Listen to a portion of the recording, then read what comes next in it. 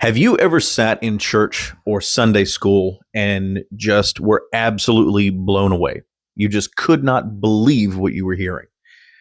The story that they were telling you was just absolute problematicness. Abraham's one of those stories. Guys, Abraham's one of those stories that when we hear it, we're completely taken aback because we don't know what to do with the information. The information that we're usually given is what? It's always the same. Abraham is a story about a guy who had so much blind obedience to God above that when God said, sacrifice your son, he went and tried to go do it. And God stopped him from sacrificing his son and said, you passed the test. So now I rock with you, and I'm going to deliver all these promises and prophecies onto you and your whole bloodline from here until eternity. That's the story we've got. It doesn't make sense. It's strange, and rightfully so, because no one ever gives the full story. The story of Abraham is a story of love, and it's a story of faith. It's not a story of blind obedience, and it is also the blueprint for actually having a relationship with God, a direct one-to-one, I know you, you know me, I'm with you every day, you're with me every day relationship. It is the blueprint. Because Abraham was called a friend of God.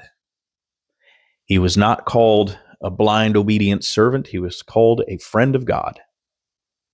And today, if you will listen, I want to tell you the story of Abraham. Synopsis. I want to tell you what his story was. I want to show you that this is not a story about blind obedience. And I want to show you how God created in the life of Abraham a blueprint for all of us to follow to grow closer with God. If you've ever wondered in your life, deep down in your soul, do I really have a relationship with God? The very fact that you question that means that you have to visit that question. You have to get an answer. You don't need to shrug it off. And the best place we can start is with Abraham, a man who was called a friend of God. So before I get into it, let me just say, I'm going to clear my throat just like that several times. This is not an ASMR video, and I'm not a professional by any means. I don't have a studio set up. What I have beside me is a glass of water and a microphone. And I'm holding the microphone, and now I'm going to take a sip of water. So if you hear any ice rattling, I'm going to warn you ahead of time. But look, we're just two people here, or me and however many people are listening to this. This is intimate. This is just real and personable. That's what I want it to be. So that whole thing about being a friend of God, when I read this story from cover to cover, I realized I was not a friend of God. I realized that nobody in the Bible was ever called a friend of God except for Abraham. And I wanted to find out why. Why was he called a friend of God? Why was nobody else called that? And how can I be that? Because I realized I'm not a friend of God. No matter how much I love, no matter how much I care, no matter my salvation, I'm not a friend of God because I don't do what friends do. I don't stick up for them. I don't, I stick up for my friends. I claim my friends. I endorse my friends. I've never done that with God in my life. All I've ever done is said, I have faith. Look at me. I have faith. I believe. I'm saved. But I've never done anything. The whole world sits and goes, God is dead. God is a joke. God is a mythical sky daddy. Nobody ever sits there and actually defends. Oh yeah, there's people out there, there's apologists that will sit there and they come up with wonderful debates and arguments, but friends don't always debate and argue out for their friends. Sometimes they just vouch for them. I'm here to vouch for him. And I want to show you how to do the same thing. I want you to realize that you can have a deeper relationship with God. So with that, let's get into it. Abraham was born in the Middle East. Surprise, surprise. And before I say anything more about Abraham, you have to understand a little bit about the Bible. The Bible sometimes will say things in phrases or simple sentences, just statements that don't really have apparently any other meaning than here you go. just FYI. And the reason usually when the Bible does that is because the writer expected the reader to understand the context. So there's a couple of statements here right off the rip that we learn about Abraham's life. Number one, his father worshiped idols. Okay, his father worshiped foreign gods. And that Abraham's brother died before his father. So those two statements had a meaning that the readers were supposed to understand. And we don't really understand it all that well, but we can infer some things from the text. So these couple of things early on, the formative things that happened to Abraham were his father had an ideology that he had at the forefront of his life. He was guided by his belief in idols and gods. Okay. And he guided his entire family. And these were simple people. They moved from place to place with their animals, letting their animals graze. They were wanderers. So Abraham's father was a wanderer. He was the head of his family and those families' families and those families' families. Okay. He was the head of a caravan of family, like a little tribe. And he wandered from place to place and did his thing. Okay. And Abraham had a brother. And we don't know if this was an older brother or a younger brother or a side brother. We don't know. But we know that this brother was beloved enough that when he died, it had an impact on the family. Maybe it was the older brother. If it was an older brother, then Abraham would have had to step in those shoes. But again, we don't know. But we do know that these two things had a huge impact on Abraham's life early on. And yeah, I mean, if anybody listening to me, like me, has ever had someone that they had to take care of or big shoes they had to fill, maybe you took over the estate of a loved one, or you had to make medical decisions for a dying person, or you had to step in there and help heal a rift inside of your family. There was a death in your family. Maybe a sibling died and you were this other sibling. And you felt like, I have to be more than just one sibling, almost have to be two children to make up for the lost one. You know what this is. You know what this is. You know the pressure that comes with it. You know the feeling of obligation. And you also know the incredible empathy and care that you try to give to your loved ones when they are down and out, when they're at a loss, when they're grieving. You know what that is. So Abraham had to go through that. So the whole family, next thing that happens in the story is the whole family picks up and they move to what is modern day Turkey. Okay. I think they were in Iran before, could have been Iraq. And then they went to Turkey. Next thing they did. So when they moved there, dad died. Okay. So his name was Taran, by the way. Taran died. And that's all that was said about that. So he moved, he died. That means Abraham took over as leader of the family. Okay, so Abraham took over the family. He took over all that his father had, and he took over leadership of the entire group, the extended family, the clan. He did that. Okay, so now he's thrust upon to make decisions for an entire group of people that are depending on him and his leadership, his wisdom and his knowledge. Okay. So what do we understand about him? We need one more thing to really understand the base character of this man. And that is he married. And he married a woman named Sarah, who could not have children. So understand that's important because your children were your retirement plan back in the day. You had to have children. You had to have children to take care of you when you were old, carry on the family business, and then pass it down to their children, creating generational wealth and also generational safety for the previous generation. That was how it was in the old days. End of story. Like there's no judgment in that we should have. That's just how human life has been all over the world since forever. And when a child could not be conceived in most societies, it dissolved the marriage. Now today, by today's standard, we look at that and go, that's very cruel. That's very callous. It's misogynistic. There's many different negative views about that. But bottom line, it was very difficult to have children. It was very difficult to get them to the age of adulthood, and it was very difficult to keep everybody alive long enough to take care of the elders.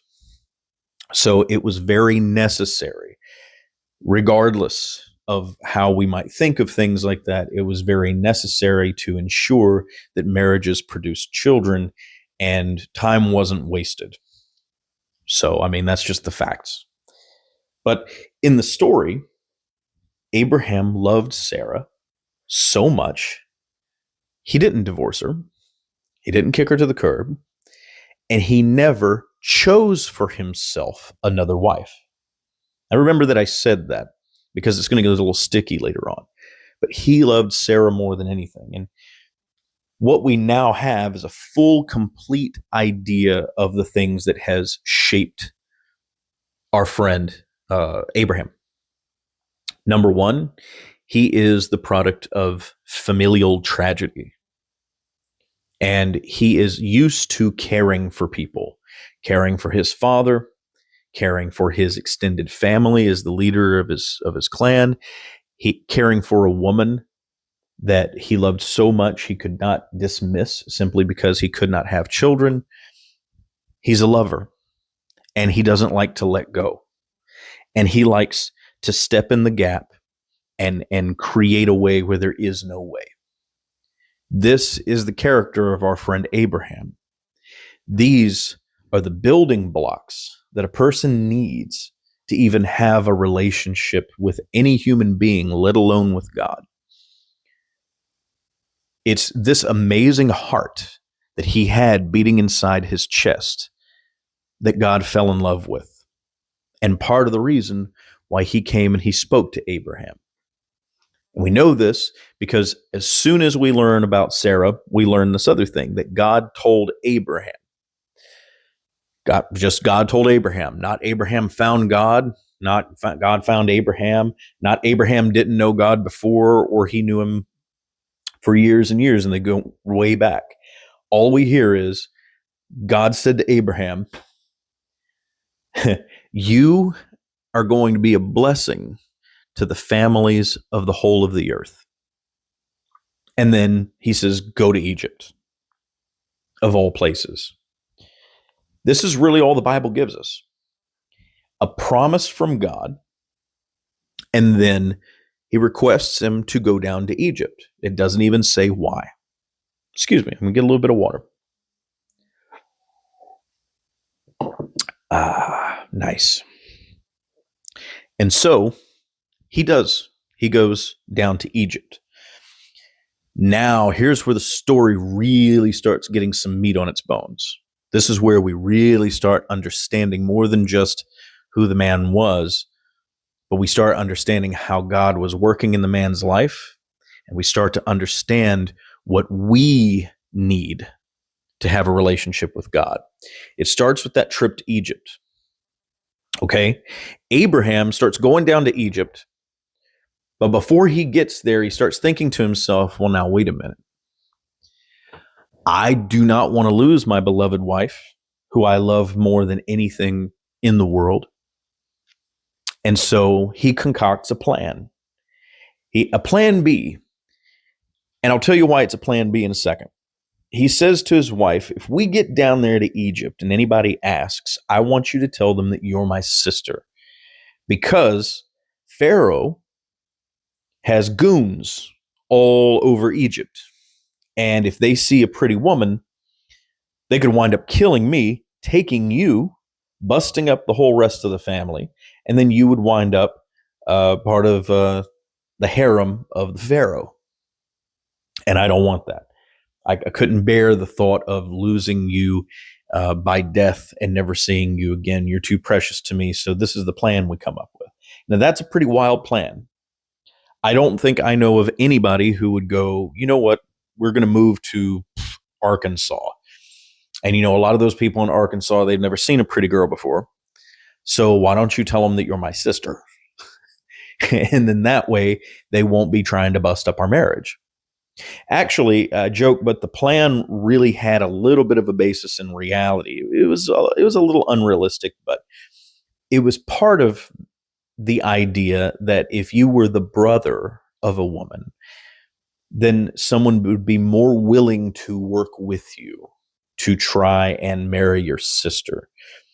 There was a such thing called a bride price. It was kind of like a way of cementing familial bonds. Like, I will pay into your family this much money to make your family richer because I'm taking your daughter and she's becoming my wife. And his plan was really just to make sure that he would never really be separated from his wife and he could at least see her from afar and they wouldn't really be separated. That was the plan. Well, actually, that happened. Exactly what he was afraid of happened. Pharaoh's goons came by, said, hey, she's looking pretty good. Let's go tell the Pharaoh we found a good one. And then the Pharaoh said, yeah, she's pretty. And then she scooped her up. And next thing you know, they're all married. He's paid the bride price to Abraham's family, and they're all living in Egypt high on the hog. Well, here's the thing. God didn't like that. It says it right there in the story. God didn't like that. He looked on it, was displeased, and so he put a plague on Pharaoh's house. Okay? God and these pharaohs don't mix very well, but this was before the time of Moses. So this was sort of like a prequel to the plague story, right? God puts a plague on Pharaoh's house, and so Pharaoh is sitting there going, why me? Why does this hit me? The only thing I did was I got up this morning, I took a bath. And I married that one woman. Oh, that must be it. And so he goes to Abraham and he goes to Sarah and says, explain, what is this? And then Abraham explains to the Pharaoh, well, actually, we were married and we were afraid that this thing was going to happen. So we concocted this plan and, well, you know how it is. So Pharaoh says to them, if I had known that I was marrying another man's wife, I never would have done it. And he tells them all, get everything that I took, take it with you, get out of my palace, get out of my kingdom, get out of my country, leave. And they do so. I said this was the big meat of the matter, right? It is. Because this is the first time that we can see that Abraham tried to stack the deck in his favor. I want you to feel this. God comes to you. You're in your car, you're at your computer, wherever you're at right now, God comes to you and says to you, I want you to go downtown. No ands, ifs, or buts, no reason for it. But God tells you in such a way that you absolutely know that this is God speaking to you. And he says, go downtown. And then you go, okay, I'm going to go downtown. But I'm going to go downtown and I'm going to bring pepper spray. Or I'm going to go downtown and I'm going to bring a little billy club. Or I'm going to go downtown, I'm going to bring a taser. I'm going to go downtown and I'm going to bring a handgun. You're stacking the deck, just like Abraham stacked the deck. You don't have any faith in God because God told you to go down there. And then in Abraham's case, he promised, you're going to be a blessing to all the families of the earth. And he still went to Egypt in doubt. He had no faith in God. Not faith in that sense. He could not let go. He had to have a plan B, just in case God told him to go down there, but he was going to get into some trouble. Just in case God was going to disappear once he got down there to Egypt. Imagine that. Imagine you hear the voice of God, you get told go downtown, and then you say, well, I'm going downtown. I'm not stupid. That's a lack of faith. This is the lack of faith that prevents us from having a walk with God. This is the lack of faith. When we hear faith can move mountains, but we have no idea how to have that faith, this is the faith that connects to that faith. When we hear that what God wants from us is our faith, it's this faith, that we're not going to have a safety net that we put in place because we don't trust God. It's just that simple. This is the most important and relevant teaching on faith I've ever heard, and it's right there in the Bible. Because it's so absurdly simple. If you have a girlfriend, a boyfriend, a husband, a wife, a sibling, a child, a mother, a father, an aunt, an uncle, grandmother, grandfather, you know that it is impossible to love someone and not trust them. Oh, sure, you can have a one-way love and not trust somebody because trauma, because abuse. You say, I love them, but they hurt me so, and I can't trust them. That's not real love. And that's a one-way love from you to them. It's that kind of love that we should not have with God. God didn't do anything to you. God has never proven himself to be unfaithful, and you're treating him like he's unfaithful. You're treating him like that person that, oh, I love them, but I just can't trust them. I just don't know what they're going to do next. They always hurt me. I always wind up on the short end of the stick. If you're going into a relationship with God, assuming that relationship with God is one-sided, you don't have a relationship with God. And you can't. That lack of faith is what prevents you from having that relationship with God. And this is an old story. This goes all the way back to Adam and Eve. This goes all the way back to the Garden of Eden. Adam and Eve's first sin was not disobedience. It was a lack of faith. If faith through Christ is what restores us in God because of the fall from the Garden of Eden, then the original sin, the original fall, was a fall from grace because we had no faith. Wasn't it? I mean, after all, Eve knew she wasn't supposed to, quote unquote, eat the apple. She had no faith in God. Because had she had faith in God, she wouldn't have tried to stack the deck. She wouldn't have tried to put an ace up her sleeve. I'm going to use all the card analogies today. She wouldn't have tried to have a plan B. Remember back in the Garden of Eden when the serpent said to Eve, oh, no, you're not going to die eating this fruit. No. You're going to be just like God. Eve's entire temptation was not a matter of disobedience. Eve's entire temptation was, well, I don't have enough faith in God to believe that I should not eat this fruit. As a matter of fact, I doubt God completely. So I'm going to eat this fruit. And Adam did the same thing. Eve went to Adam and said, I ate that fruit. It was pretty good. And if you eat this fruit, you're going to be just like God. And he went, well, I'm going to doubt God then. I don't have enough faith to believe that maybe I should withdraw from this. I see with my own eyes this, so I'm just going to go with this. The original sin was faithlessness. The original sin was a choice not to love God enough to have faith in him and to disregard faith so that therefore you did not love God the way you were supposed to. If you're married, you have to have faith in your spouse. There's no spouse listening to this recording that is happy because their spouse doesn't trust them. There's no one that goes, well, yeah, they shouldn't trust me. I mean, every relationship that we have, we try to instill trust in the people that we love and care about, right?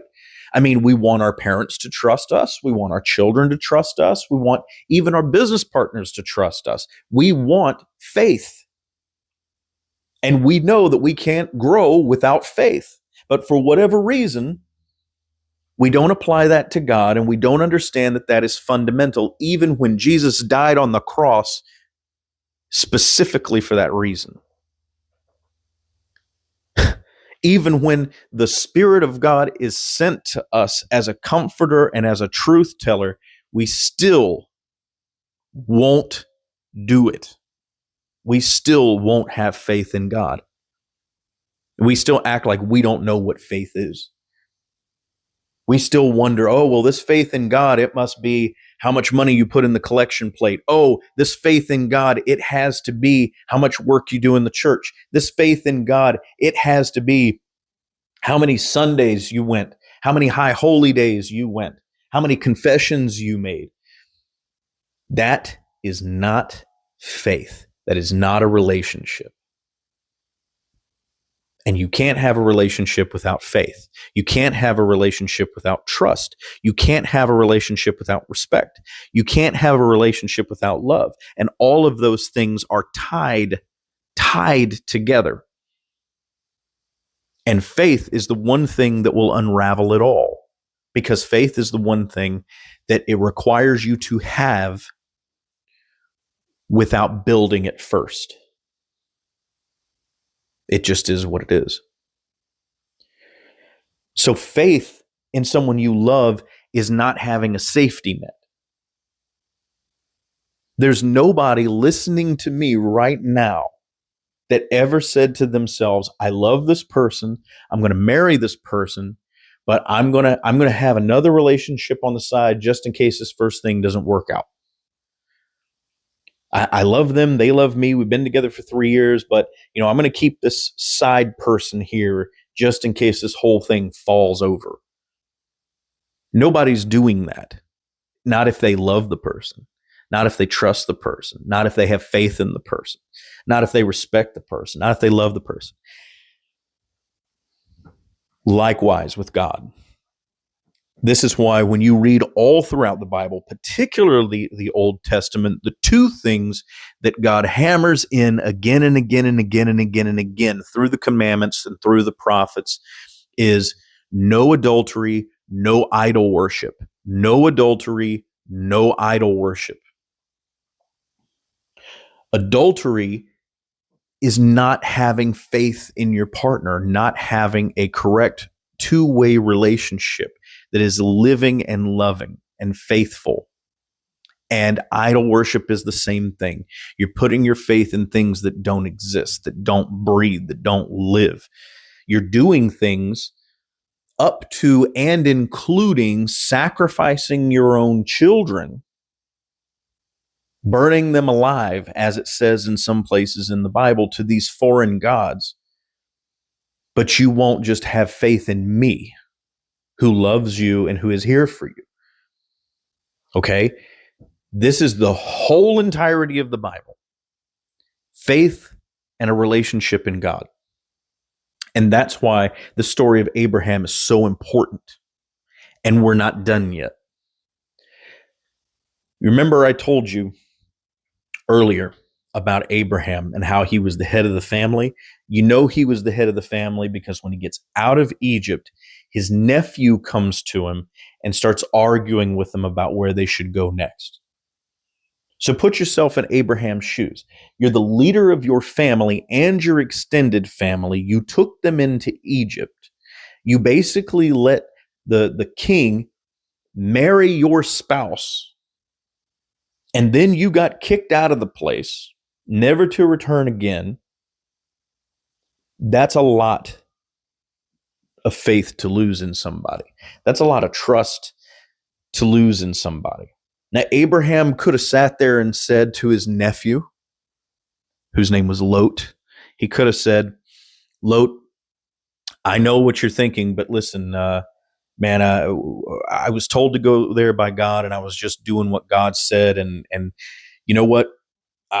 Just follow me. Just follow with me on this. Stay with me on this. God's got our back. He didn't do that.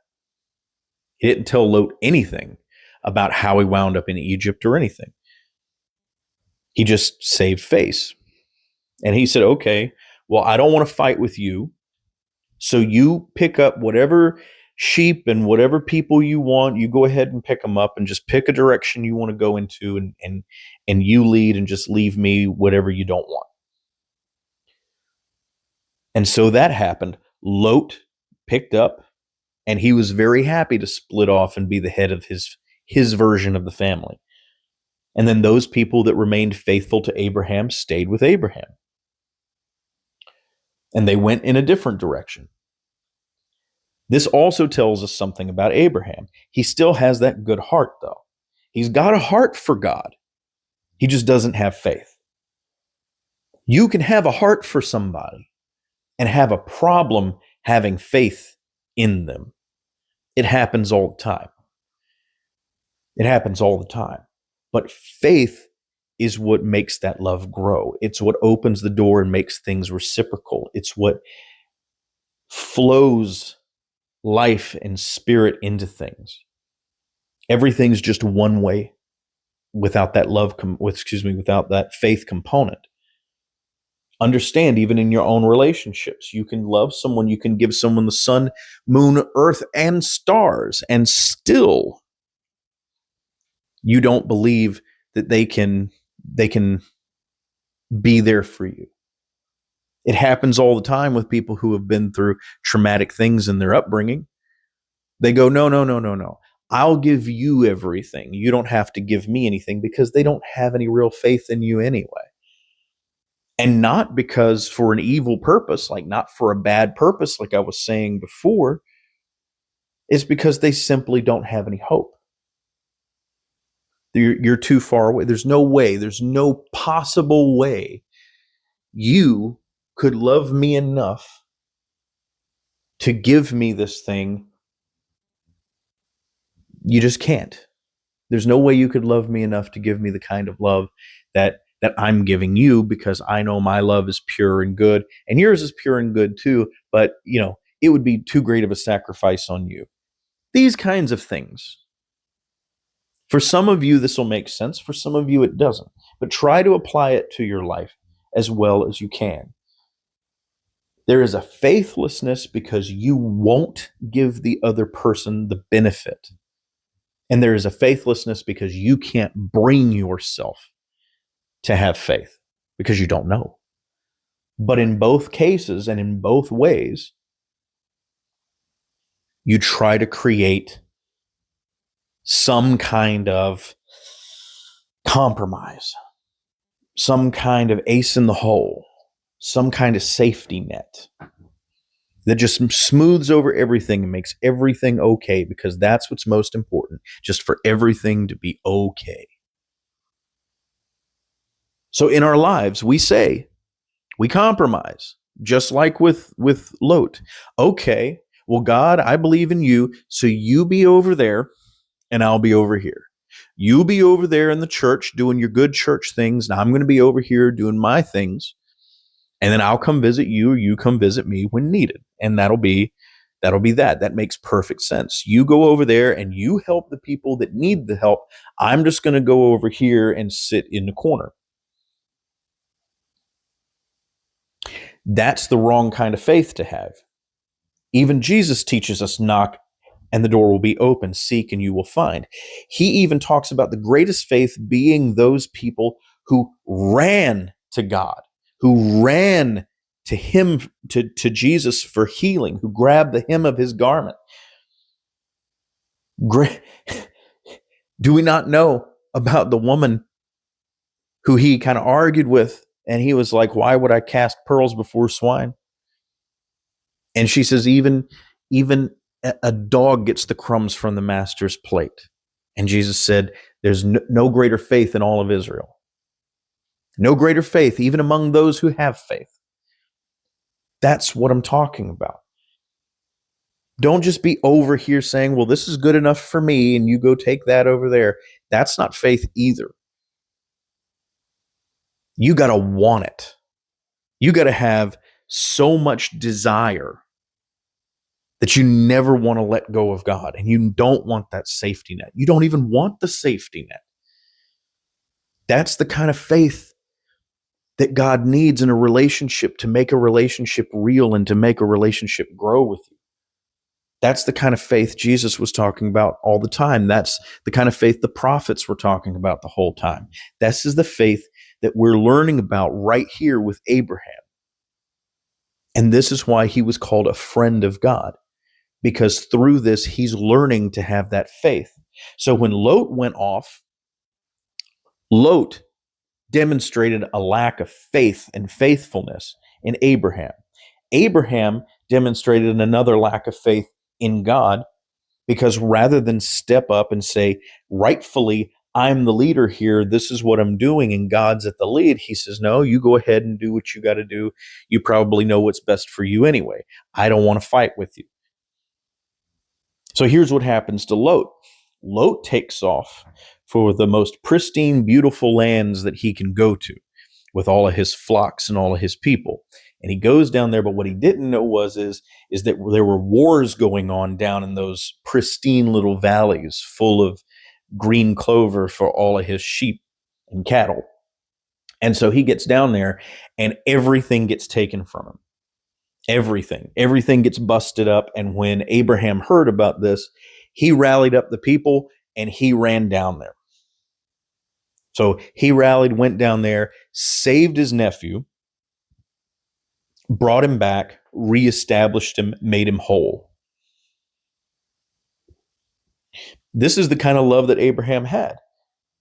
Lot busted up the family, broke everything up, distrusted him, didn't have any faith in him, ran off on his own, trusted his own way of living, his own way of thinking, his own leadership skills, and messed up. And then Abraham put everything on the line for Lot, just like God. God wants us to know already in this story of Abraham that even when we go to God and go, you know what? You do your thing. I'm going to stack the deck in my favor. I'm going to put the ultimate ace in the hole, and I'm going to go live my life the best way I can. I'm going to be the leader, God. I'm going to lead my life. I know what I'm doing. I know what's best for me, and I'm going to go do that. God tells us that he has such a heart for us that even when we don't have faith in him, he still has faith in us. And he will come and rescue us, even when everything in our life has fallen apart, because we were so hard-headed we couldn't see that we just needed to stay in a little bit longer, give a little bit more faith. Already we're learning the dynamics of a relationship between a human being and God through the dynamics of the relationships that Abraham had with others, the feelings that he had and how he acted on them. God is showing us that love without faith is only half the story. You get it now? Do you get it? Are you feeling the power in this? Are you starting to understand that the power of love is in these verses? That the examples that we're getting here, this is everything. This the entire Old Testament, the entire New Testament. This is the whole thing. Excuse me, I'm going to take a little drink.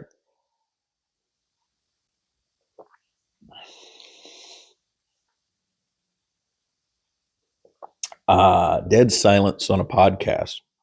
Is there anything better? Hey, look, now we enter into another part of the story. We enter into the part of the story where Abraham hears from God again. Okay, so they're out of Egypt, and he's told Abraham, hey, I am going to make your descendants more than the stars in the sky. You know, I'm going to make your descendants more than the grains of sand on the beaches. He's given him promises, just like he gave him in Egypt. And then Sarah comes up to him after a while and says, hey, you know, I'm getting older. You're getting older. It's a shame you're not going to have any children. We're not going to have anybody take care of us.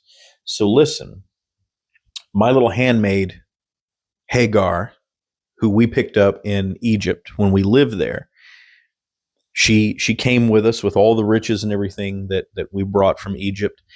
I want to free her and make her a full and complete woman, and then arrange a marriage between you and her so that you can finally have children. And Abraham's like, huh, okay. I don't really want to do this, Sarah. Like, this isn't what I'm in this for. And Sarah's like, no, you need to do this. This is okay. This is fine. You can have 2 wives. It's fine. I know you love me. Let's do this thing. And so because Abraham loves Sarah so much, he concedes, even though he doesn't really want another wife. So, story tells us that a son was born. His name was Ishmael. And then Hagar and Sarah started having problems with one another because her servant had now become her equal, and she was very unpleasant with her. Sarah was very unpleasant with Hagar, and Hagar ran away. And then God went to Hagar and said, no. Come back. I want you to come back to them. I'm going to make everything work. You need to go back. And so Hagar listened to the voice of God, went back. And then presumably, Abraham was in the middle of this issue between Sarah and Hagar, and he tried to smooth things over as best he could. So we're starting to understand another aspect of his character that he's had his entire life. Abraham's a diplomat. Abraham leads by diplomacy because he's afraid to lead by conviction. Abraham does not lead by faith. He leads by democracy. He leads by being a peacemaker. He did it with Lot. He did it in Egypt by not standing as a husband, as a man, by not standing as a servant, a friend, a child of God, but instead being a go-between. Instead, he was Switzerland. Instead, he sat in between to try and make it good for everybody. Now, there's nothing wrong with diplomacy, and there's nothing wrong with democracy. There's nothing wrong with that. But sometimes you can't lead that way. There are differences between leaders and diplomats. A leader can behave diplomatically, but a leader is not a diplomat, because a leader has to make hard, strong choices. They have to have conviction. They have to accept the counsel of others and then use their own wisdom to discern if that counsel is applicable to certain decisions. But a diplomat, instead, tries to make concessions for everybody concerned. A diplomat is always concerned with what is beneficial for both parties and is comfortable talking in terms of sacrifice. Like, well, you might have to sacrifice this to get this or this to get that. So we have learned that he's a diplomat. We've learned that he's a diplomat because of how he approached things with Lot. And we learned that he's a diplomat in how he approached things between his two quarreling spouses now. Now we have a full, clear picture, an understanding and an explanation of why he didn't have faith. Because naturally speaking, he was a people pleaser. Naturally speaking, Abraham was a people pleaser. His only interest in life was to secure and conserve for everyone the best of what could be secured and conserved. He was a good negotiator. That was it. Not a great leader. Now, you think about this for a minute. In life, if you're a people pleaser, you negotiate so that every side wins. But you also have to recognize that every side also loses. God is not in the business of losing. God is not in the business of negotiations. God knows what's best, and God is gentle and kind and will not put more on you than you can stand. And certainly, there's always room to talk to God. But God's going to make happen what God needs to make happen because God needs to move this whole thing forward. And we need to understand that. And we need to move with God when God moves. That's part of being a friend. And it's part of faith.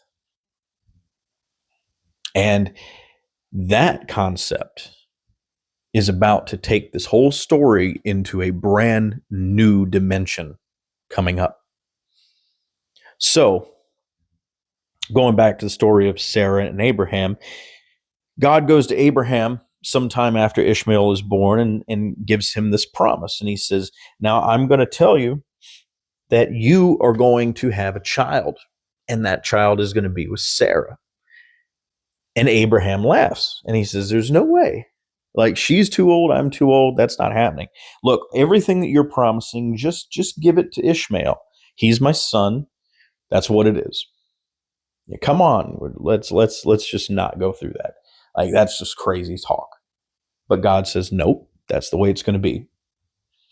And long story short, Sarah gets pregnant way past the time. Not only does she get pregnant, but she delivers as an old woman who's already past her ability to have children. And he, being a father, long past his ability to be an active father. Now, I should go ahead and say this. There's other parts of the story that we're not touching. And one of those things is Ishmael. Okay? Just know everything works out for Ishmael and his mom. Everything works out great. We're going to focus on this, though, because this is the relationship that God wants us to see. And this is the relationship that's going to teach us how to have a relationship with God and how to have faith, which is synonymous. You have to have faith to have a relationship with God. We covered that. Moving on. So Sarah has a kid, and their whole clan, the whole tribe, the whole group sees this woman have a child. Not only have a child, but also survives the childbirth. Even strong women don't always survive childbirth in these old days. But she did. So this is the golden boy. And of course, people are going to want to know, how is this possible? They had to tell it. Abraham had to admit it. He could no longer be a diplomat. He could no longer hide it. He had to say, this is God, pure and simple. And even if he didn't say it, people saw it, and then they had to know. So now you got this whole group. The whole caravan knows, the whole caravan believes this is the golden boy. This is the miracle. This is God. And Abraham had to tell people, yeah, well, God's been talking to me for a long time, and he promised me that. And, there it is. So now God's promises are known. This is no longer something that Abraham can keep to himself like he kept it from Lot. Now he has to tell people, and now people are on fire. Now people are believing. When you skip over to the New Testament and you hear about Jesus going into the city of Jerusalem on his final entrance, and people complaining because everyone is surrounding him at the gate of the city, singing and clapping and shouting, Hosanna, Hosanna, Hosanna. And there's these people over here and they're just sour about it. And they're saying, why do these people even like sing and clap and praise to this man? And Jesus says, if they didn't do it, even the rocks would cry out. If they didn't do it, stones would begin doing it. Like it has to happen one way or the other. To me, that connects back to the story of Abraham. God said, if you're not going to stand up for me, if you're not going to tell these people the promises that I'm telling you, if you're not going to lead these people in my name saying, I have this relationship with you, then I'm going to show them anyway. I'm just going to make it happen. And so all these years passed, and finally we have Isaac. Isaac is Abraham's child, the golden boy, the one promised, and the one that God promised that through him, all these great things in the future would be possible. Now, you remember back in Egypt, when he gave promises to Abraham, Abraham didn't believe. Abraham put a little ace up his sleeve, tried to negotiate tactics that would make things work out in his favor because he didn't have faith that God would make things come out in his favor. We talked about that. And we talked about how faith is knowing that if God endorses it, if God has his stamp on it, you need to go with it. You just need to go with it. If God said it's true, go with it. And this is where Abraham was in his faith after Isaac. He no longer doubted anything anymore. He had no reason to. He had no reason to come up with a plan B. At this point in time, all faith was fulfilled in Abraham. Because at this point in time, Abraham had all the proof he needed. He had been through one thing after another, after another, after another, and God had not let him down, and God had not failed him, and God had shown up at every single interval to bail him out, lift him up, and get him on his way. God had proven faithful first. So now Abraham had FOMO, fear of missing out. Abraham was not going to miss out on any more promises. Abraham wasn't going to miss out on a single thing. He wasn't going to be sitting down denying God and then caught by surprise anymore.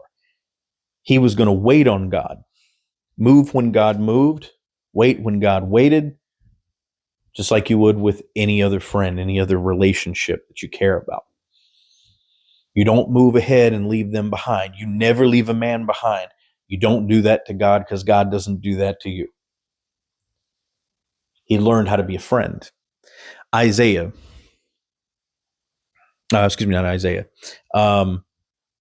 In Hebrews in the New Testament, it tells us something very important about Abraham. It says that he was a man of great faith. And this was Paul talking to the Hebrews, talking to other Jews about Abraham, teaching them about Abraham. At the top of this, when we were talking about Abraham, I think you'll agree, the most we've ever heard about Abraham's story was that he went and he tried to sacrifice Isaac because he was blindly obedient to God. And being blindly obedient to God earned him some kind of great reward.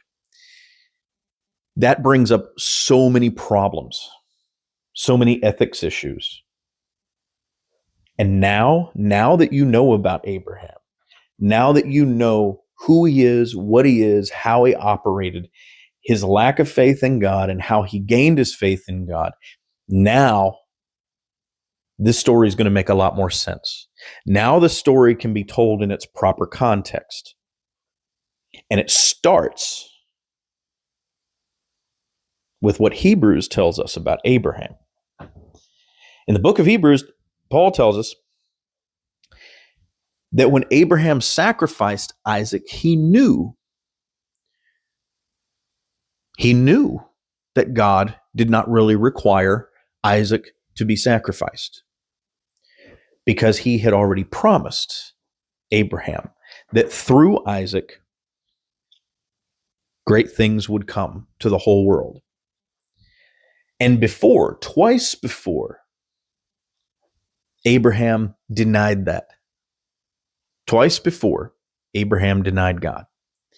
He didn't on the third one. On the third one, he no longer denied God. He said, I am going to listen to God on this one. And he had great faith. It also says in Hebrews that Isaac knew that it was coming and that he didn't even budge. Well, that makes sense. I mean, Isaac's the golden boy, right? Isaac's the one that was born, that everybody knew was born to a very old woman. He knew his mother was a very old woman. That didn't happen to just anybody. Isaac had great faith in God. Abraham had great faith in God. Their faith was actualized.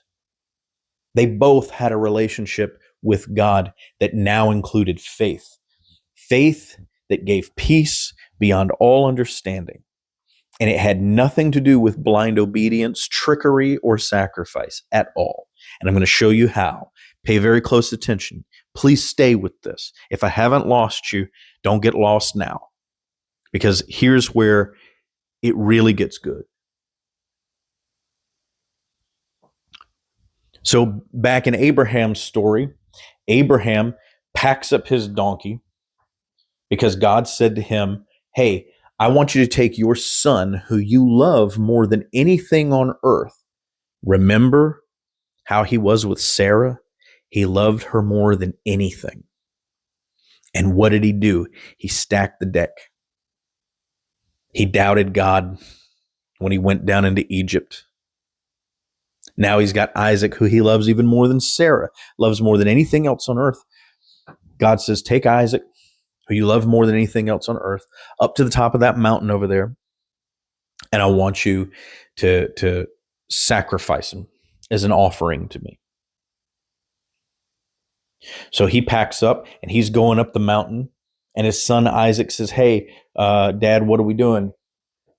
And Abraham says, we're going up to the mountain to make a sacrifice. And Isaac says something very important right here. Here's where we go. This is where the roller coaster is about to start, guys. Isaac says, but we don't have a lamb to sacrifice. Abraham says, yeah, I know. And that's because God is going to provide a lamb for us when we get up there. Now check this out. If you look at the Hebrew texts, that's the English translation, but if you look at the Hebrew texts of that particular verse, okay, it actually translates correctly back into English as God will provide himself a lamb. Not God will provide us a lamb, or God will provide a lamb and then it's implied that the lamb is for you. No, God will provide himself a lamb. That's going to be very important. The lamb part is very important as well, because symbolically, if you look around in the rest of the Bible, excuse me one second. Professionalism. If you look at the rest of the Bible, you'll see that a lamb is a sacrifice of purity, of dedication. Already, Abraham was thinking in terms of a sacrifice of dedication. God is looking for dedication, but he's going to provide that dedication himself. He's going to show us how dedicated he is to us. He's going to show how dedicated he is to this. In Proverbs, it says not to lean on your own understanding. And it also says that the fear of the Lord is the beginning of wisdom. Fear, in the sense that it is mentioned in the Bible, is not terror. It's not knee-shaking fear. It's more like the fear of missing out. And that's what Abraham had.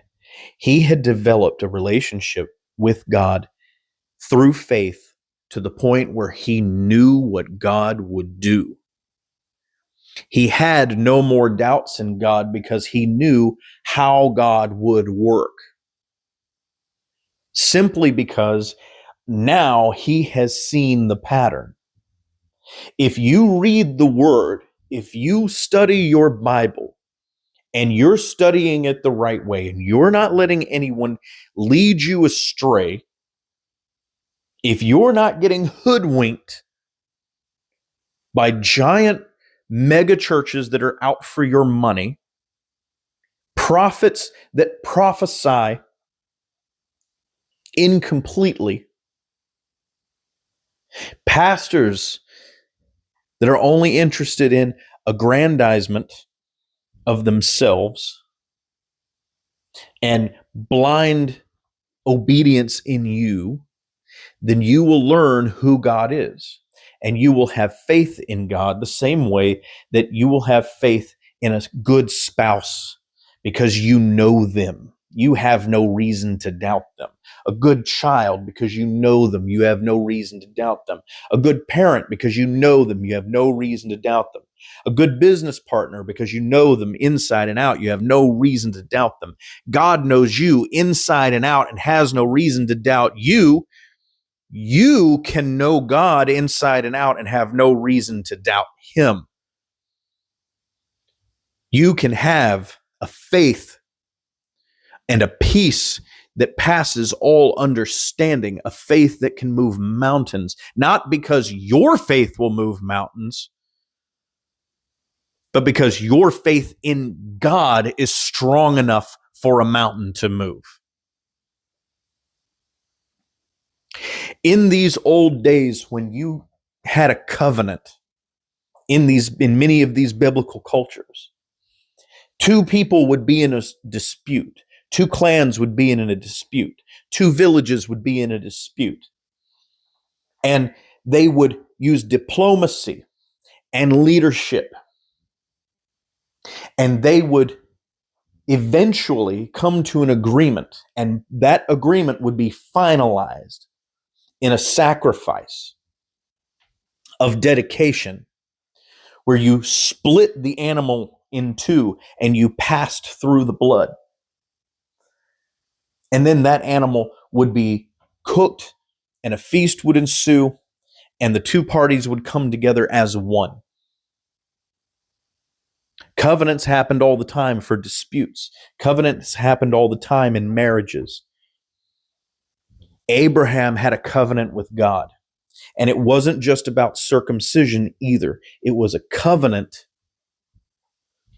of faith, because all of those symbols of covenants involve faith. The faith that two families can work things out and live together. The faith that two enemies can have peace and not war anymore. This covenant, every covenant, has an element of faith in it that is necessary for a relationship to be strong, for two sides to cleave together to one another and become one thing, for you to have a oneness, a communion, a relationship with God where the two of you, like a marriage, are not two separate people, but now one. For that to happen, you have to have faith. That means you need to have a fear of missing out.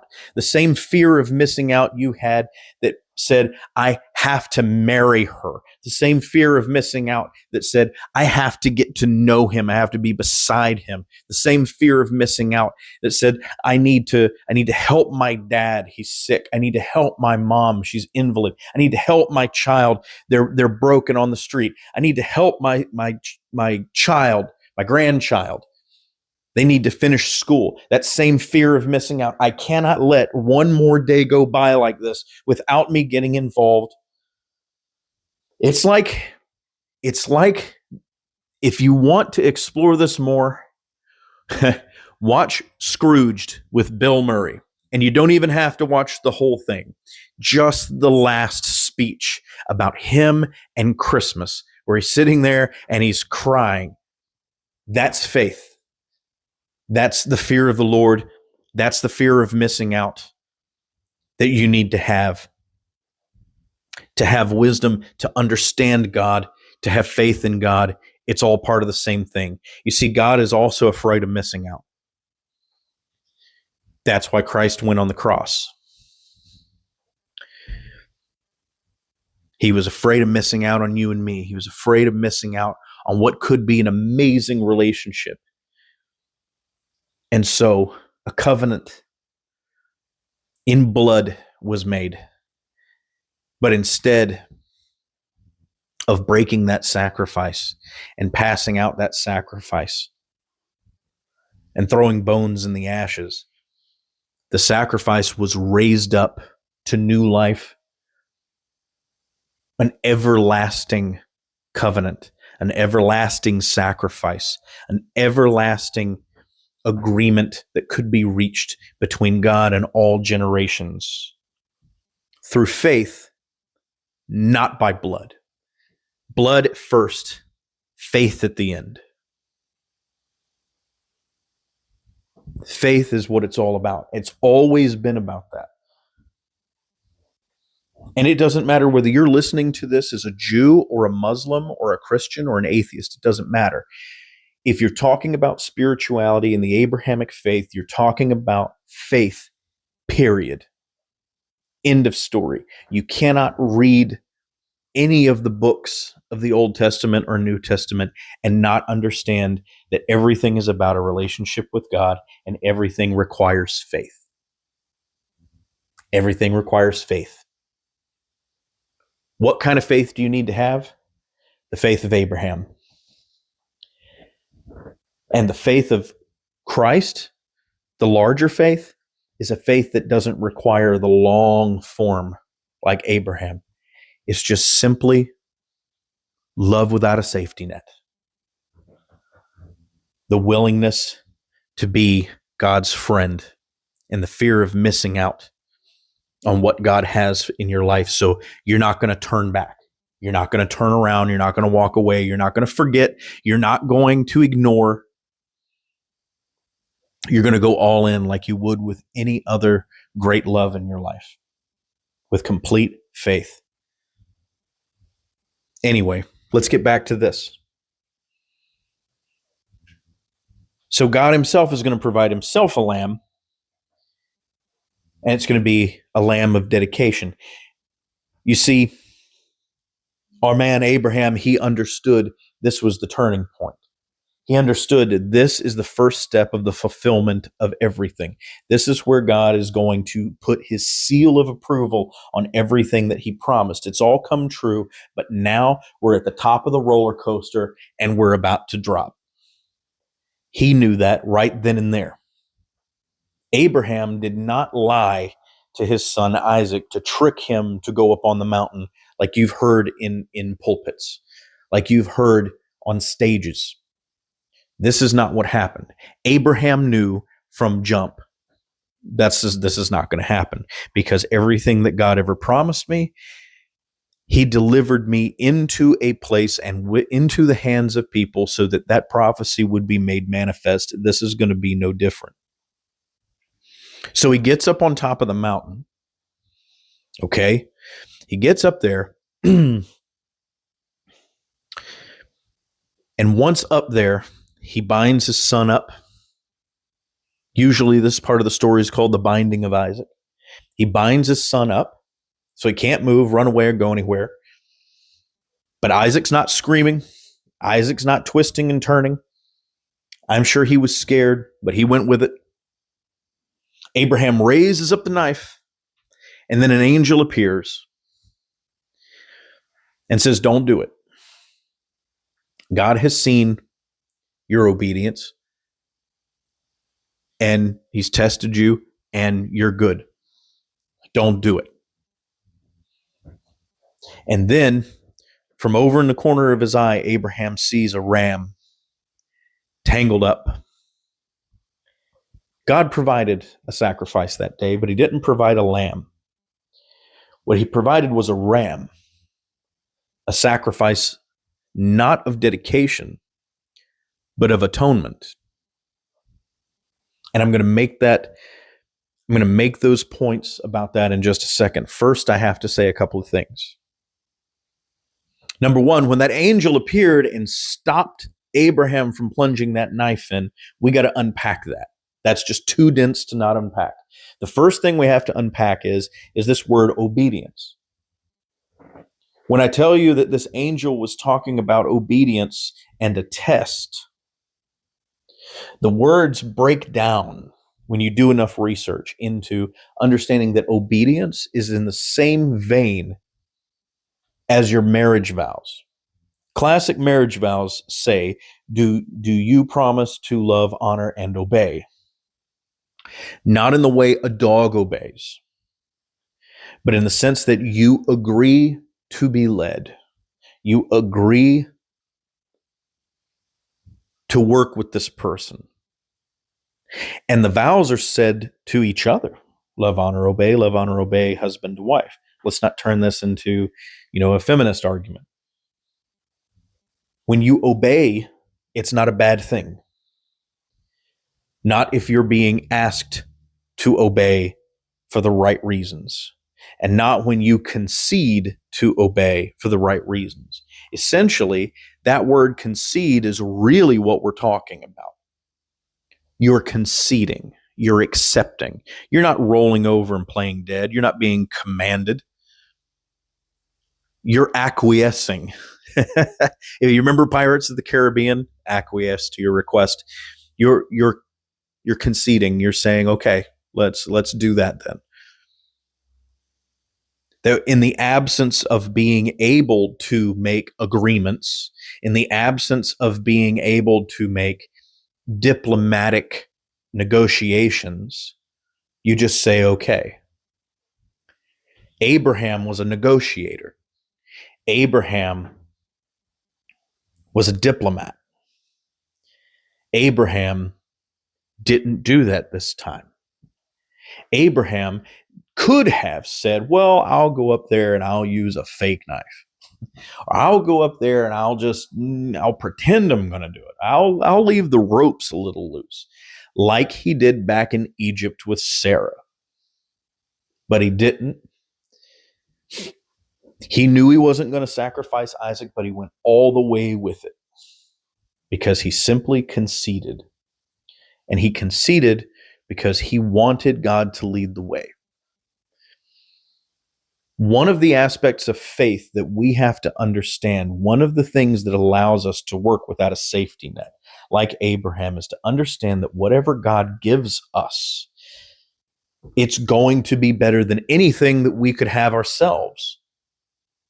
This is told to us over and over and over and over and over again in the Bible in so many different stories, probably the best of which really is the story of Lot, or as you might understand him, Lot, where so much was taken away from him and his life was such a misery, but there at the end, everything that he ever lost was restored to him plus more.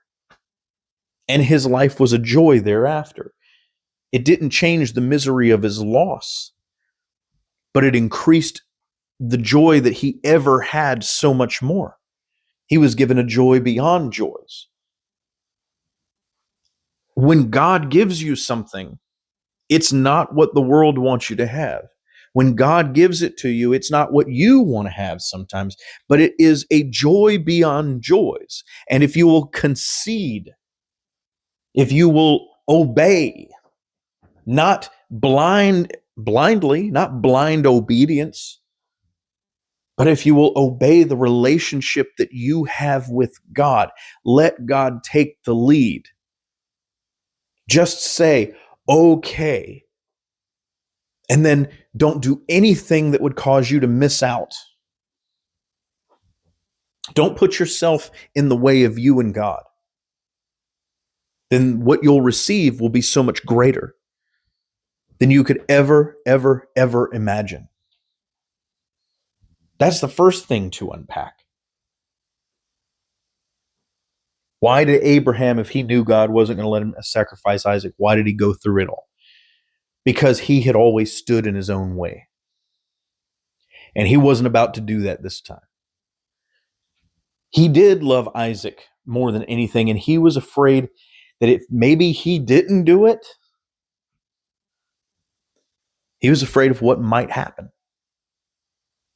Because God made everything happen in his life that was good, everything that was worthy, everything that was important. And he wasn't about to miss out on it. So he had to have faith that, hey, I know this is going to be crazy. I know this sounds crazy. It looks crazy. But I'm going to go do this thing because I know you and I know better. I know you're not going to make bad things happen. You don't want me to hurt anybody. I'm not going to hurt anybody today. And as a matter of fact, not only am I not going to hurt anyone, but you're going to make a way for what you want no matter what anyway. God, I can't say it enough. I can't say it enough. This is the character of God. And I can't say it enough because, like Abraham, I want to be a friend of God. This is who God is. This is what God is. This is how God manifests. And we miss it because we're not rocking with him like we're supposed to. We're not opening ourselves up to the right kind of relationship. We don't have faith in God like we're supposed to. We don't stand up for God like we're supposed to. And when I say stand up for God, what I mean is we're not acting like we have this relationship with God. We act on something else. We act on we have a relationship with the church. We act on this, we have a relationship with this pastor. We act like we've got this relationship with our ideals, but we don't act like we have a relationship with God. And to be honest, a lot of us are operating at different percentages. Some of us have no relationship with God. Some of us have 30%, 50%, maybe even up to 80%. But a lot of us don't have a percentage that we think we have. I know before I read this story, I didn't. And it's fundamentally changed something in me. And maybe I'll go over that in like a episode about my testimony. But for now, you got to believe me when I say this can happen to you. Now, the other thing to unpack, I don't know, let me go back and say it. All I can say is a real relationship with God can happen to you today. A real one. Not a church call to an altar, a real living relationship. Living water inside you. Like Jesus said. Okay, now we'll go back. The next thing was that ram. That ram doesn't mean dedication, it means atonement. Atonement for what? Atonement for a trespass. Now remember, when Jesus taught us to pray, he said, forgive us our trespasses, right? As we forgive those who trespass against us. Trespasses are the kinds of sins that a ram was used to atone for. Symbolically, the ram, I could dive deep into it, but I guess what I'll do is I'll skip over that and I'll just say this. That trespasses were betrayals, backstabbing, sometimes inadvertent things that you didn't mean to do, but it had a terrible effect on someone else. It was an action that you did, not necessarily out of malice, but it was definitely something that you did that had a negative effect on another person. That ram was a covenant. Not much different than the rainbow that God put in the sky in Genesis after flooding the world, where he said, this is my agreement with you. This is a symbol of my agreement that I'll never destroy the world again because I regretted it. That's what it said in the Bible. He regretted it. Much like that, God must have regretted what he put everybody through. He must have not liked it. And sometimes when you're a leader, instead of a diplomat, you have to do things that have an effect in the short term that aren't very good, so that you can have the result, so that you can reap the benefit of something good in the long term. People read the story and they go, what kind of God could ever ask someone to sacrifice their own child? And I'll tell you, a kind of God who had no intention to ever let it go that far. Because from the beginning, Isaac was the chosen one. So from the beginning, God never had that intention. And number two, to test Abraham. That word test in the Hebrew is not about trying to figure out what Abraham's going to do. It's not screwing with him. It's not some kind of April Fool's prank. What it was is to reveal. Because doesn't a test reveal? When you go to school and you take a test, doesn't it reveal the knowledge that you've learned? Doesn't it uncover what you have inside? Doesn't it display and show what you're capable of? Doesn't your diploma from college or high school show? Doesn't your diploma from the grade you graduated show? Doesn't the certificate from the course you completed show that now you are complete and fully formed and with all understanding and deserving of all credit? Isn't that what testing provides? In essence, the understanding for everyone, including to yourself, that you've done it, you've made it, you're accomplished. Abraham wasn't tested to see if he would kill a man. He wasn't provoked into doing crazy things, because God knew Abraham knew. God knew Abraham's heart and knew that Abraham knew that he wasn't going to kill his son. Everybody knew. But why go through it? So that you can finally learn what it means to not be a diplomat, to not have to concede, to not have to bow your head, but instead bend your knee.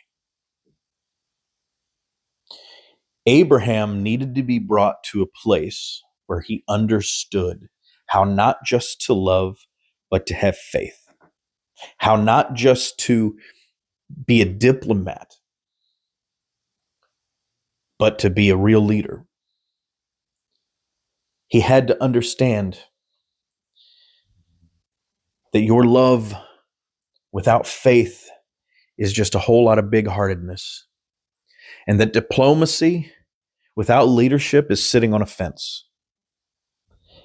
And that you cannot have a relationship. You cannot have a relationship. You cannot have a relationship with God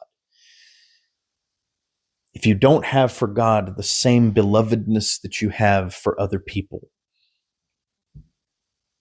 the same faith that you have in other people, the same trust you have in other people, the same respect that you have in other people, the same fear of missing out that you have for other people that are most beloved in your life. With that one single act of faith, Abraham completed his Jedi training, so to speak. He had confronted the shadow of Vader in the cave, if you know Star Wars, and he came out the other side. With this, Abraham's journey to a faithful, complete relationship with God was complete. He had fully engaged with his faith in God, and no one could ever dispute or deny that he absolutely trusted God. He absolutely loved God. He absolutely had a relationship with God. He had absolute and complete surrender to God and would open up and give God anything. And that doesn't mean that God ever calls upon any of us to do such drastic things. God would never ask us to do anything even remotely close to that, nor should we ever try to imitate that, because this story with Abraham is a story for us to learn from. It is a unique story that God placed into the world so many thousands of years ago for it to be remembered and told, for it to be written down and translated and passed down to us so that we would never have to do that. God gave us the blueprint through Abraham. Through Abraham, every family of the earth is now blessed. Through what Abraham and Isaac endured, we are given a roadmap, and we can avoid those pitfalls, including the pitfall that might cause us to sacrifice the things that we love most, when instead we can sacrifice ourselves for a love that is the best. And it is perfected in the life of Jesus that we should understand that faith is attainable without such long ways. That a covenant with God, and not a covenant as in an agreement or a deal, but a covenant as in a binding and eternal relationship, is possible. Jesus taught us that through his teaching and through his life and his continued eternal life and through his sacrifice. We gain this through the Spirit of God present in our lives.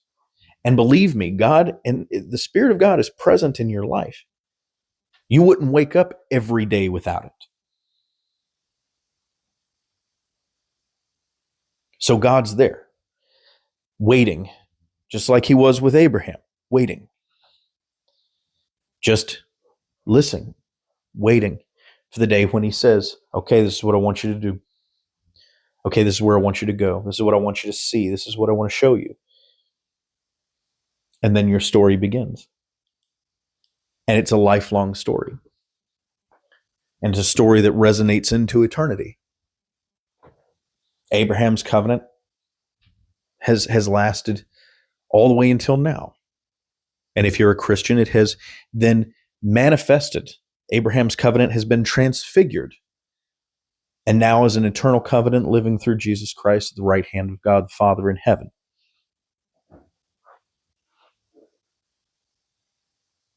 Let me get back to the story. Let me get back to the story. So that ram being for atonement, it was the agreement that they all made. Like I said, like that rainbow in Genesis when the world was destroyed, that would never have to happen again.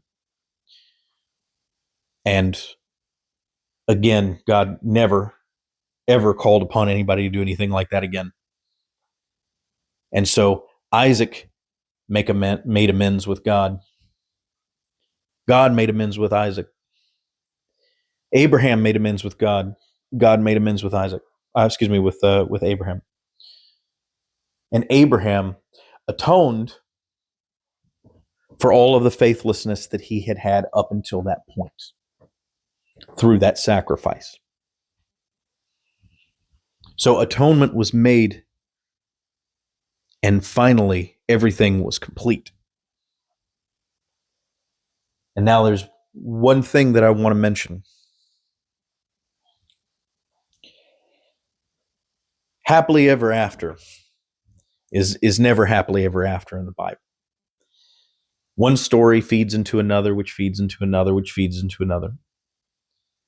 The chronicles of time are all recorded in a way so that we have sort of like a progression through the Bible. So there's a story after this one, and a story after that one, and a story after the other one. And each one of these stories have a spiritual meaning in the layers underneath the passages. And if you understand the context, and if you understand some of the words, which is so easy in these days and times to find out, there's a lot of rich spiritual reward in the scriptures. I want to tell you that there's this word that appears in the story of Abraham that is key to everything. It's a special word to me, and it's a special word in the scriptures. It exists primarily in the Old Testament, I think exclusively in the Old Testament, because it is a Hebrew word. The word is Hineni. If that word sounds familiar to you at all, there was a Leonard Cohen song that had the word in it. I believe that was You Like It Darker. Hineni is a special word. I believe it appears something like 17 times throughout the entire Old Testament. And on the surface, Hineni is not a very particularly special word. It just means I'm here, or here I am. So you can think of, mama coming out on the front porch and you're out there playing. And she can't see you. And in Hebrew, she says, "Where y'all at?" And you answer back, "Hineni, I'm here, Ma. Here I am. Check me out. Look at me." That's all that is. But there were a few times, very rare couple of times, that Hineni is spoken by a very special figure. Moses said it at the burning bush. Abraham also said it. The first time God called upon Abraham and said, "Go down to Egypt," he did not say Hineni. At the crossroads with his nephew Lot, he did not call out to God. And therefore, he did not hear God answer back, and he didn't have to say Hineni. When he gave Abraham promises about Isaac,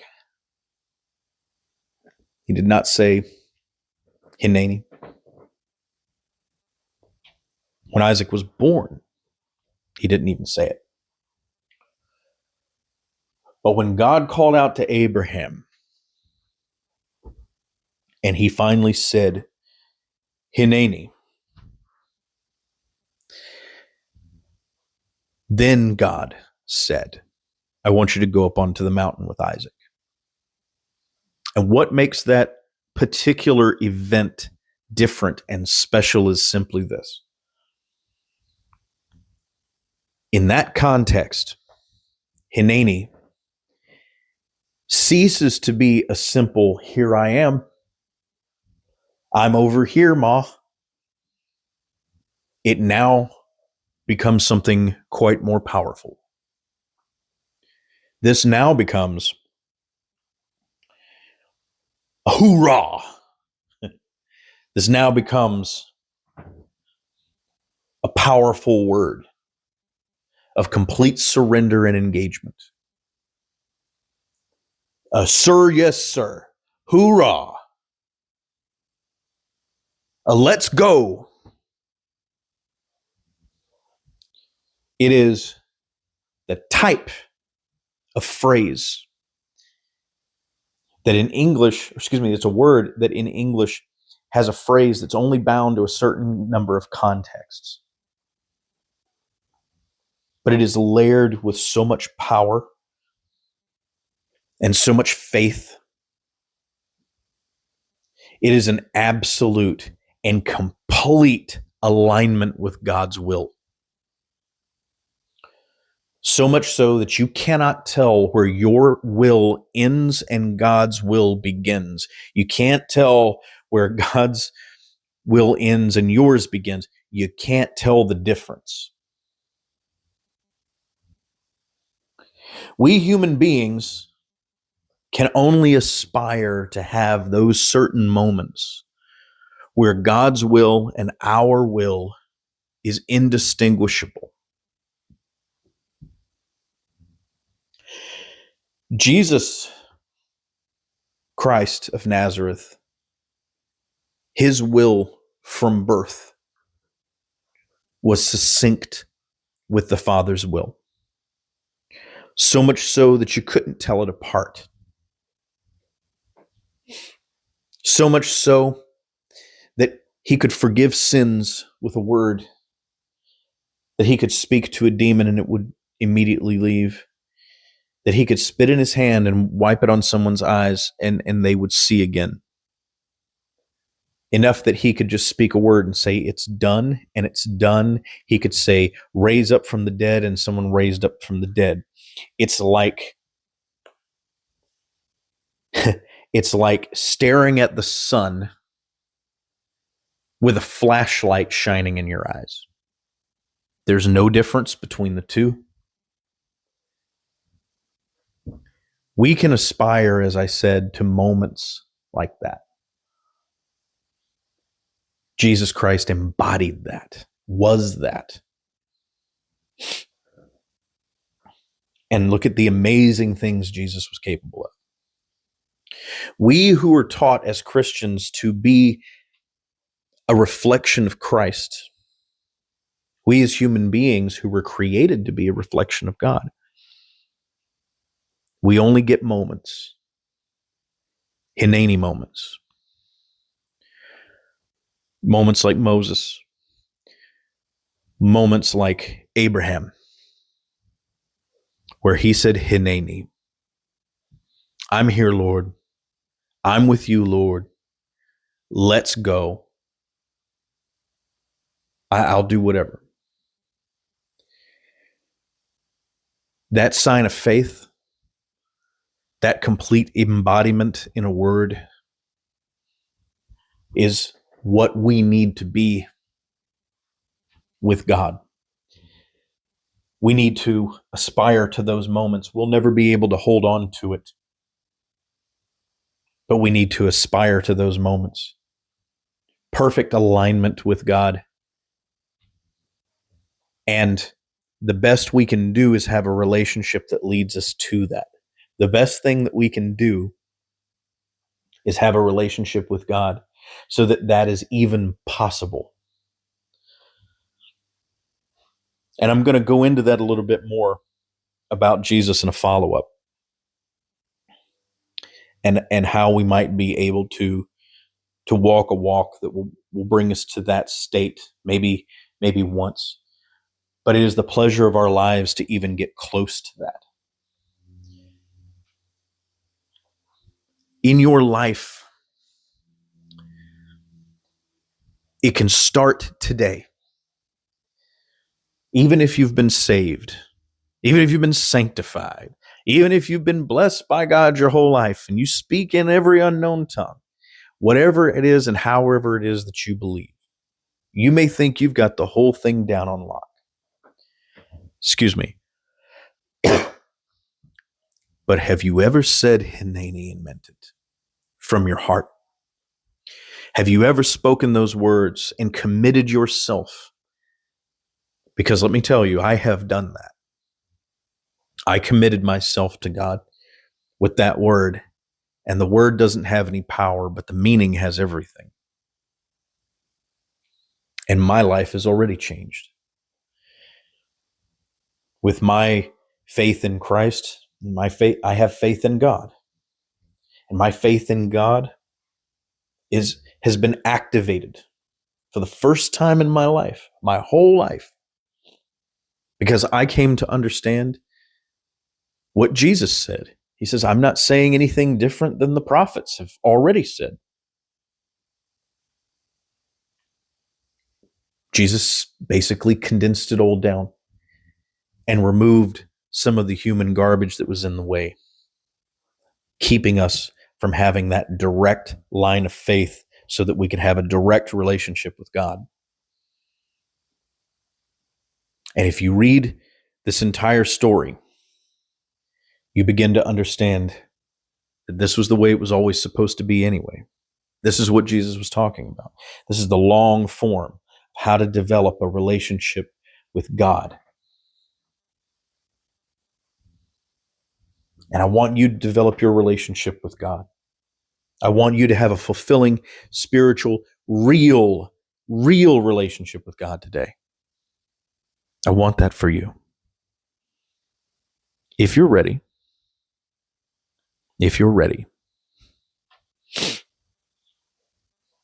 then commit. Commit to walk a path where you will endeavor to become God's friend. Where today you won't just be saved. Where today you won't just be a good little churchgoer. Where today you won't just be a good believer. But today you will make it your goal. You will make it your lifelong pleasure, your lifelong sacrifice, your lifelong discovery. Set it to yourself right now that you will fear missing out on a relationship with God. And if you've got the guts, then say Hineni. Pray a prayer to God. Say that word, mean it, and then watch what happens. Watch as things change. Watch as old things die off and new things come in. Watch as God begins to test you, not by starting to hurt you to see how much you can take, but start to reveal to you what you're capable of. Start revealing to you by tearing away the things that stand between you and Him. And if you mean what you say, then you'll stay with it. You'll endure it. You'll move forward with it. You'll lean on your relationship with Christ to maneuver you closer to God as God begins to transform your life.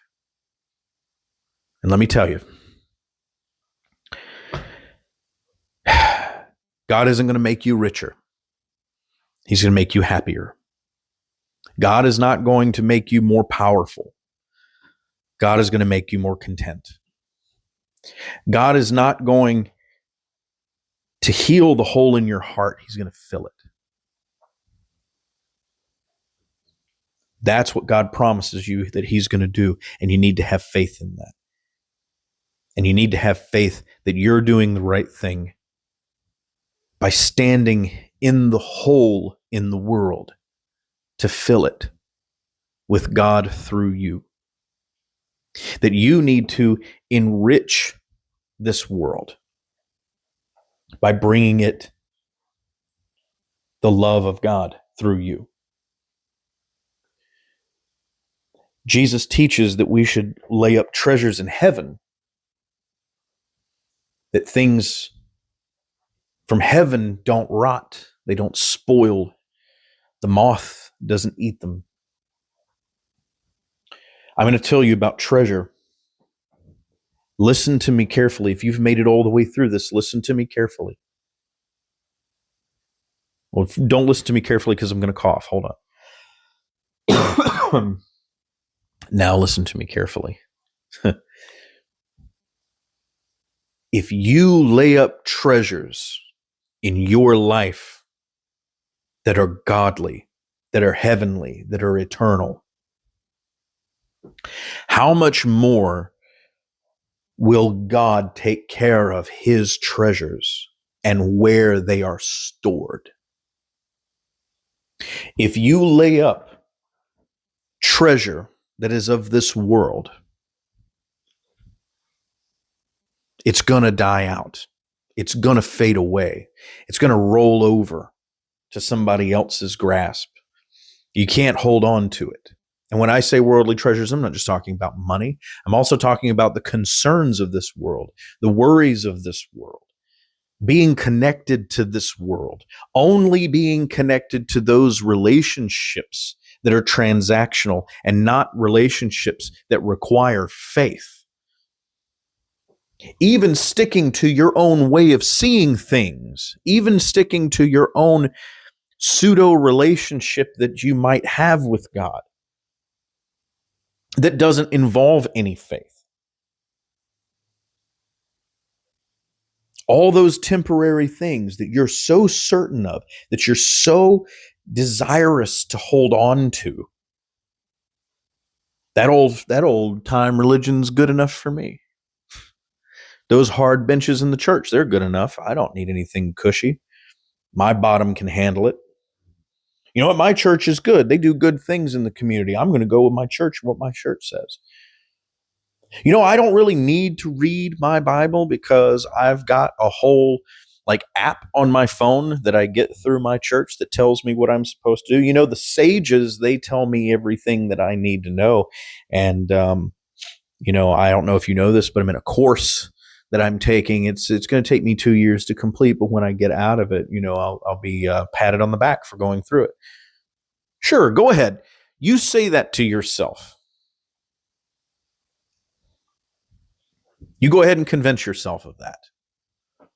Go ahead. But those things go away. Those things fade. Those things don't last. But a relationship with God is everlasting. A relationship with God defies death. A relationship with God is transfigured and raised up and exists forever. And that is a treasure. Jesus is a treasure. His words are treasures. The words of the prophets are treasures. The words of the Psalms are treasures. The way God asks you to treat others are treasures. The love and relationship that you have between you and God is a treasure. And if you are the repository of God's treasure, if you are filled with God's own heavenly treasures, then how do you think God will be with his treasure? He will protect you, and he will place you in a safe place. Like in Psalms, he'll make a table for you in the midst of your enemies. Imagine that. A table for you to sit at and eat and dine while you're surrounded by the ops. There's ops all around, but you got a turkey leg you're working on. Imagine that. Because you are the repository of God's treasure. A relationship greater than any relationship. A direct, meaningful relationship between you and God. This is the greatest treasure God could ever have. And so take faith that if you have a relationship with God, there is nothing to fear anymore. There is nothing to be worried about again. Because no matter what else falls away in your life, that relationship ensures that you are God's one and only treasure. There is for all of us a seat reserved at an eternal table, a standing invitation that no matter whether we get lost and can't find our way to the house, or no matter if we go in and we try a little bit of the food and we say, I'm going to go to McDonald's, and we leave because we don't know any better. We come back, that invitation is still there for us. That place is still set waiting on us. There's nothing that's too late, and there's nothing that can't happen. You just got to have enough faith. Start today. Say it in your heart. Say Hineni. Let it lead you. Let it lead you to a deeper relationship to God through Christ. Let it lead you to Christ. Let it lead you to God. There's no wrong way to have a relationship with the Almighty.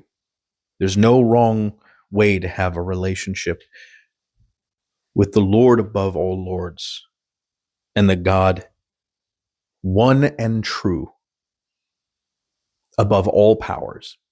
There's no wrong way, because it's as personal, as personable, as loving, caring, and intimate as any relationship that you could possibly ever have. And for me, it's deepening every day. And for me, it's led me to want to be a friend of God. And I'm introducing God to you today. Not the God of blind obedience, not the God of harsh asks and weird sacrifices and pranks being played on devoted followers, but instead, I'm inviting you to get to know my friend, my Lord, my Creator, my God. Excuse me. I want you to get to know him personally. I want you to start building treasure and being rich in your relationship. And if you can do that today, and don't put it off another day, if you can do that right now and don't put it off until you get home from your ride in the car, until you turn the computer off and you go to sleep, like if you can do it now, and you believe it with your whole heart enough for right now, if you can align yourself with the will of the Father, at least for a moment, right now, to give it everything you've got, every ounce of faith, no matter what you're going through, to say that right now, and then open up, it can be real for you, life-changing for you, eternally life-changing for you, as it is for me. So with that, this first one is done. I've given it my all. I've really enjoyed doing this. I've really enjoyed putting this out there. This has satisfied my soul so much and given me so much peace by putting this out there into the world. I hope and I pray, and it is my sincerest joy if I were to ever know that somebody listened to this and got something good out of it. Because, like I said, all I want is for us all to know the God that I love, the way that I love him, and the way that that love will grow and manifest in your life. If you liked this, you can always hit a like button. If you want to follow, that would also be really great. I'm going to upload something here very, very soon. It is going to be on the Trinity. Whew, heavy stuff, right? So if there's something you disagreed with about this, definitely follow, because the next one you're going to have a lot of material to disagree with. That's going to be the make it or break it for me. But for now, this recording was done on December the 25th as a gift to my God on high, as a gift, hopefully, that you will be able to receive. And don't ever forget that you have a place at God's table, and you are always invited. Until the next one, stay good.